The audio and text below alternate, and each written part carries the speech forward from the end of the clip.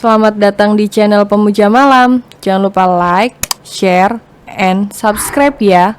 Terima kasih.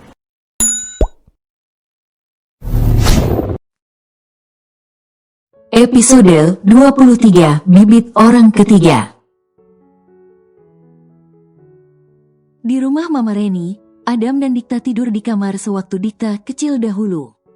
Sebelum menikah dengan Robi dan pindah ke rumah pribadi Robi. Dikta membuka pintu kamar dan mendapati Adam tengah tertidur di ranjang tanpa mengenakan baju. Dan hanya celana jeans selutut miliknya sembari memeluk Akta yang juga tertidur.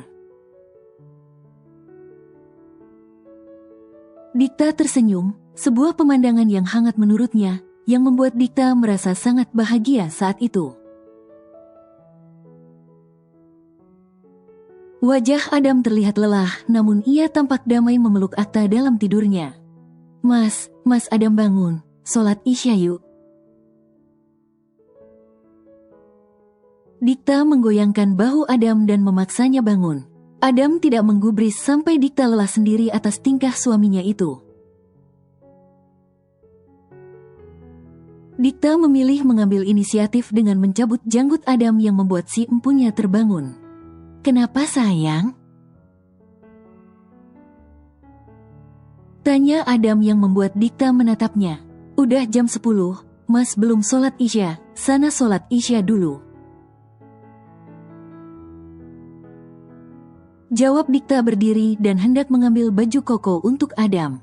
Adam menarik tangan Dikta yang membuat Dikta kembali terjatuh tepat di ranjang dalam dekapan Adam. "Nanti aja sholatnya deh, Mas mau nagih malam pertama kita dulu." Dikta tersenyum kemudian menjauhkan wajah Adam darinya. "Aku mau tapi kayaknya Allah belum menakdirkan." "Lah kenapa?" tanya Adam yang membuat Dikta memiringkan senyumnya. "Ini malam pertama kita udah tertunda 2 kali loh." "Aku lagi dapet, Mas, baru aja jadi Mas harus puasa dulu." Jawab Dikta yang membuat bahu Adam melorot. "Ya udah sana sholat." Adam mendengus, ia berjalan dengan langkah gontai menyambar kaosnya. Dan memakainya sebelum keluar untuk mengambil air wudhu. "Jangan cemberut begitu, coba senyum." Adam membalikkan badannya menatap Dikta dengan senyum terpaksa yang membuat Dikta sontak tertawa. Adam yang melihat itu segera menyambar Dikta dan menindihnya sejenak. "Jangan banyak ketawa nanti kamu makin cantik, kalau makin cantik nanti bidadari di surga pada insecure. Soalnya bidadari yang kabur dan jatuh ke pelukan Mas Adam makin cantik." Adam mendekatkan hidungnya ke hidung Dikta dan menggeseknya. Dikta tersenyum kemudian mengambil bantal untuk menutup wajahnya yang memerah malu. "Dikta, sayang, kamu di mana?" Adam memanggil nama Dikta saat masuk ke dalam kamar setelah mengambil air wudhu. Namun Dikta sudah tidak ada di dalam kamar melainkan hanya tinggal Akta di ranjang yang tampak terbangun. Di samping Akta juga ada baju koko dan sarung sholat milik Adam yang sudah disiapkan Dikta. Adam berjalan ke arah ranjang dan tersenyum saat melihat wajah Akta yang tampak bermain sendiri. "Anak ayah kebangun ya?" Adam mengambil Akta dan menggendongnya kemudian menciumi pipinya. "Kamu kenapa kebangun nak? Mau sholat juga? Nanti ya kalau udah gede." Akta tersenyum dengan wajah bayinya kemudian menguap yang menandakan dirinya masih mengantuk. "Oh anak ayah ngantuk, ya udah kamu bobo lagi ya, bunda kamu juga gak tahu kemana." Adam menaruh kembali Akta di ranjang dan beralih memakai baju koko dan sarungnya. Setelah selesai memakai pakaian, Adam berjalan ke tengah ruangan dan menggelar sajadahnya. Namun satu yang mengganjal Adam tidak tahu di mana arah kiblat di daerah tersebut. Karena ini pertama kalinya bagi Adam menginap di sini, sedangkan tadi sewaktu melaksanakan sholat maghrib. Adam melakukannya di rumah sakit karena ada tugas mendadak sebelum pulang ke rumah Mama Reni. Dengan bermodal nekat dan ihtijat, Adam menggunakan feelingnya untuk menentukan arah kiblat. Yang menurutnya benar sebelum mengumandangkan azan dan mulai menunaikan sholat Isya.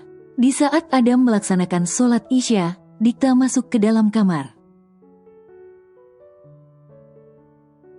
Dan merasa bahwa kiblat sholat suaminya salah, dengan pelan berjalan ke arah suaminya. Dikta memegang pundak Adam dengan kedua tangannya dan memutar badan Adam ke kiblat yang benar. Maaf ya mas, salah kiblat. Setelahnya Dikta merapikan kembali sajadah Adam sesuai dengan arah kiblat sehingga Adam bisa melanjutkan sholatnya. Setelahnya Dikta berjalan ke arah ranjang dan duduk di sana. Dia menaruh ponsel Adam yang dia bawa tadi ke nakas. Sebenarnya Dikta keluar tadi karena ada seorang wanita yang menelepon ke ponsel Adam yang membuat Dikta mengangkatnya. Flashback on. Halo, siapa ya? Tanya Dikta mengangkat telepon dari ponsel Adam. Kamu pasti Dikta istri Adam. Kenalkan aku Bianca, orang yang hampir saja menjadi istri Adam dulu. Jawab wanita tersebut yang membuat Dikta diam. Dek. Apa yang kau inginkan? Tidak ada, hanya ingin memperingatkanmu, jaga baik-baik suamimu. Jawab Bianca. Dikta tersenyum walaupun tidak bisa dilihat oleh Bianca.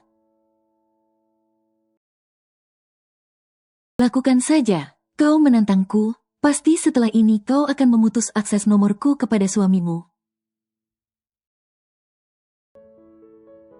Hanya wanita bodoh yang membiarkan bibit orang ketiga masuk ke dalam rumah tangganya. Tapi wanita tangguh tidak akan segan-segan memberi celah bagi si bibit. Untuk memulai permainannya sampai dia terjebak sendiri. Jawab Dikta sarkas. Apa maksudmu? Tidak ada, aku hanya akan mengajarimu bagaimana kuadrat seorang istri sah di mata suami dan orang lain di dalam Islam. Dikta mematikan sambungan telepon tersebut kemudian kembali masuk ke dalam rumah. Dikta tidak akan tinggal diam untuk sekarang. Dia tidak akan membiarkan rumah tangganya hancur untuk alasan yang sama. Dan jika mereka berpikir Dikta yang sekarang adalah Dikta yang dulu, rupanya mereka akan menerima lawan yang salah. Rumah tangga tanpa bibit orang ketiga itu adalah hal yang sederhana. Batin Dikta.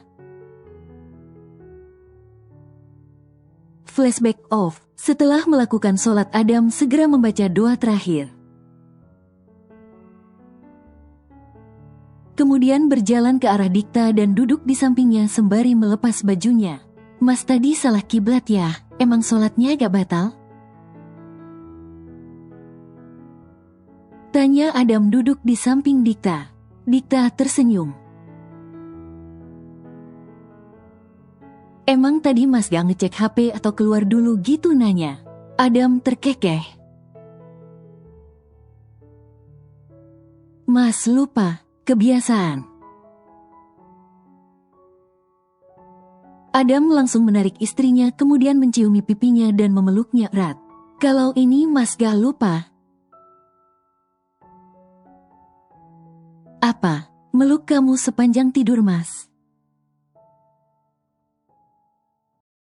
Jawab Adam menidurkan dirinya dalam posisi memeluk Dikta. Dikta, mas pamit dulu ya. Adam berjalan keluar dari dalam kamar dengan mengancing lengan kemejanya. Dikta yang berada di dapur tampak mengaduk gelas kopi milik Adam. dan membawanya kepada Adam saat dia mendengar teriakan suaminya itu. Dengan menggendong Akta, Dikta berjalan pelan dan memberikan kopi tersebut kepada Adam. Mas udah mau ke rumah sakit, gak sarapan dulu? Adam menerima kopi tersebut dan berjalan ke sofa dan duduk di sana sembari menyesap kopi miliknya. Iya sayang. Adam meraih sepatunya dan memakainya. Mas harus ke rumah sakit nanti pulang sore kan masih ada pengajian kematian Robi kan? Jadi kita bakal nginap 7 hari di sini. Dikta mengangguk kemudian berjalan ke arah Adam dan duduk di sampingnya. Ya udah hati-hati ya. Setelah memakai sepatunya Adam beralih menghadap ke Dikta dan mencium pipinya dan puncak kepalanya. Kamu yang baik ya di rumah jangan capek-capek. Pas pulang kamu mau mas bawain apa? Dikta menggeleng. Gak usah. Asal mas sehat dan pulang aja ke rumah udah cukup buat aku.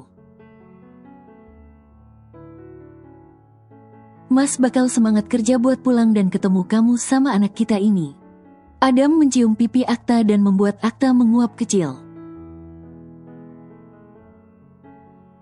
Aduh anak ayah masih pagi udah ngantuk aja. Mas berangkat ya sayang.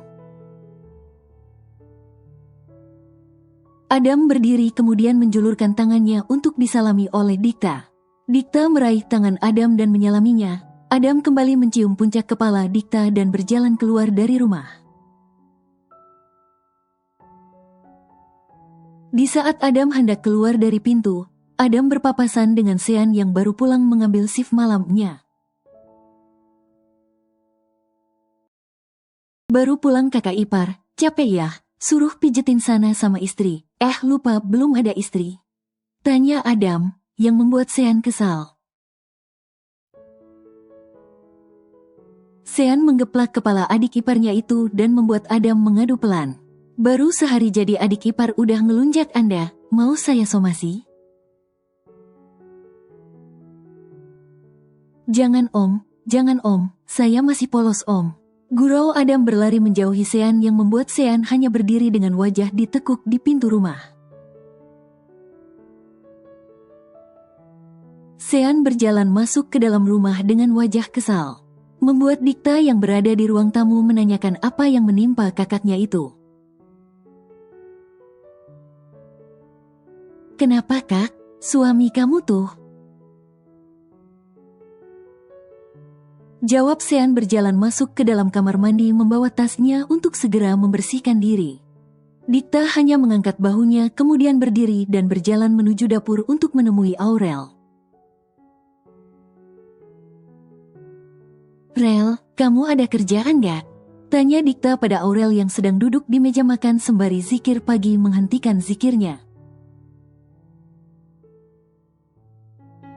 Aurel membalikkan badannya pada Dikta. Gak ada, nih baru aja ngasih sarapan ke Mama Reni, emang ada apa? Aku mau nitip Akta, aku ada urusan soalnya. Jawab Dikta yang membuat Aurel mengerutkan kening. Urusan apa? Dikta tidak ingin menjawab pertanyaan tersebut. Karena sebenarnya Dikta akan bertemu dengan sosok Bianca yang merupakan wanita yang mencintai suaminya. Aku gak bisa cerita sekarang, aku titip Akta ya. Ya udah sini. Aurel berdiri kemudian dan mengendong Akta. Makasih ya Rel, kalau gitu aku duluan ya, assalamualaikum.